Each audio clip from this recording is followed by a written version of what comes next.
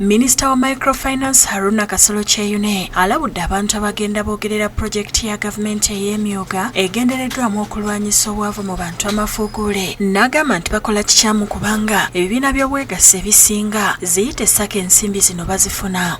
Bangayi bampambidde ne mu Paalamenti mu ssente kubagenda mu bbanga tezivaayo. Abyogedde bw'abadde alambula pulojekiti y'abakyala ey'Ambarara Entrepreneurs Myoga Sacco. Ono ategeezezza nti waliwo abantu abamuwaabidde nti alemereddwa okuddukanya enteekateeka eno, kyagambye nti si kituufu kubanga pulojekiti eno ekimu ku bigendererwa byayo kusomesa abantu ngeri ya kweterekera. Programu eno ey'emyoga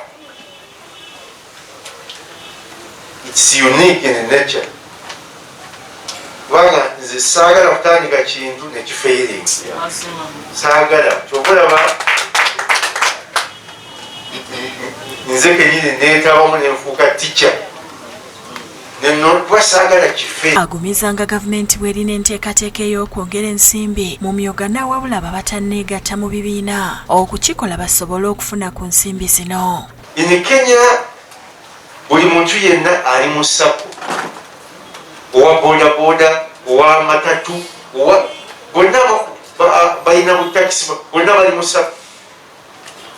Sako movement in Kenya is very strong. Eguze banks eyagula neno Equity Bank. Sente zijja kutuyamba okuleba ngu nizo zonka twaguma tuzeeguza itwe nk'abakyala. Agumiza n'abalina bye batandise okukola ku katale k'ebyamaguzi byabwe n'asaba n'abavubuka okwewala okulimbibwalimbibwa ekibaviirako okwenyigira mu kwekalakaasa. So we want to create a section under Microfinance Support Center egenda okuyambako okulinkinga abantu ku butale. Agumiza nti ebibiina ebitannafuna nsimbi zaabyo byakuzifuna wiiki ejja. Fatuma Nagudi yakusakidde eggulu erino ku lwa Bukedde TV.